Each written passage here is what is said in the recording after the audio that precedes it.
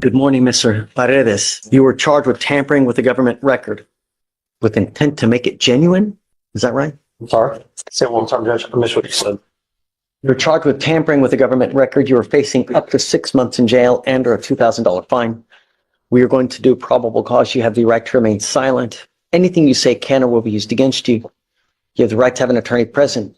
If you cannot afford one, will be appointed to you, sir. On January 16th, 2025, the officer observed the defendant's vehicle with a paper license plate on North Freeway, East Service Road. The officer ran the license plate, and the license plate came back with no record. The officer observed the license plate was a copy and did not have required security features. A traffic stop was initiated, and the officer made contact with the defendant, the driver of the vehicle. The defendant stated he received the license plate from the person who sold him the truck, that he receives a new license plate whenever he makes payments, and that he thought that was legal. The defendant stated he did not have insurance on the vehicle, and the officer ran the VIN and discovered the motor vehicle to be salvaged. The officer also found the vehicle has never been registered and had never had a state inspection. The defendant provided a dealer tag receipt for the license. Now the court dives into the legal definition of tampering. To convict, the state must show that the person knowingly used or created a false record. The defense argues there's no criminal intent, that the buyer trusted the seller. But the prosecutor fires back, pointing to the constant stream of replacement plates as signs of certainty. He's charged with tampering, right? To tamper, you must, I know, let's pull the coat. Right. Because I mean, do you have to make a willing, Or you negligently or recklessly an alteration, so to speak, you know? Let's see. knowingly makes a false entry in the false alteration of a government record. A person commits, if he knowingly makes a false entry in or false alteration of a government record, makes, presents, or uses any record, document, or thing with knowledge of its falsity with intent that it be taken as a genuine government record.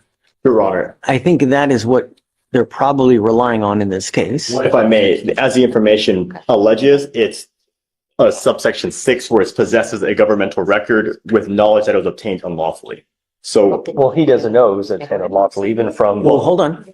That's your burden, right? yes, Judge, and in this case, we would show that reasonable certainty by his obtaining it every time he makes a new purchase and obtaining it from the person who obtained the vehicle rather than from the government.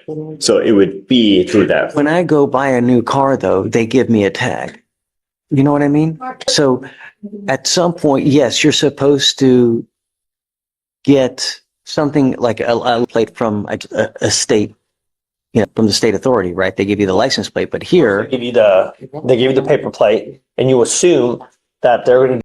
Then we get another detail. The paper tag lists an expiration of February 5th, 2025. The stop happened in January, so the tag wasn't expired. That supports the defense. Plus, the defendant says he bought the car just a month and a half ago, which adds another layer of doubt. The judge chooses to pause the case and asks for more investigation. this car purchase. Let me see, Your Honor. So the only thing in regard to the status of the vehicle is the officer only found that it was a salvaged vehicle, and he lists a date of loss as May 29th, 2020. So I don't know if that's when the defendant obtained it or that's just. No, that was salvaged at that Yeah, so time. that's So the at that only- point, you can't even drive the car because it's salvaged, right? Right, and It's that's salvaged the title, but date that the officer provides. So, so information you we have a have. copy of the tag? Let me see. So the buyer's tag lists an expiration date of February 5th, 2025 and lists the vehicle of the 2007 Chevrolet and it doesn't list. It should say like a date of purchase, right? Why don't we do this? Look, So it says it expired February 5th, and this happened on January 16th, and I just asked him when he bought it. He said it was about a month and a half ago, and I said, how many? let's do this. The judge makes the final call. No probable cause, meaning the state doesn't have enough evidence to prove that Mr. Paredes knew the plate was fake or unlawfully obtained. The courtroom energy instantly softens. Everyone seems relieved, and the judge ends with a friendly warning for Mr. Paredes to be careful out there. Paper plate, which you have not seen. Took a picture of the QR code, and it does pull up as though. So what do you guys think? Honestly, Judge, I don't know enough about motor vehicle registration to know what this QR code means, but I do know that when I did the QR code, it did pull up something. And it did say the created timestamp was December 7th, 2024. We can show you both. If you like to see. So wait. The paper plate has a QR code? The QR code apparently on the corner, and when scanned, it gave the date of December 7th, 2024 as the creation. But this is end February 5th, which is the expiration. So the on- issue is, because of knowledge. did he have knowledge of its falsity? Right. Did he, or, did he, because it's a specific intent crime, right?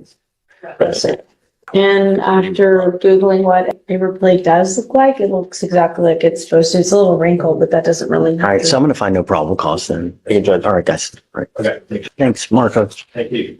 Marcos, just tell me to be careful, just, hey, I know, when you go to these places, yeah,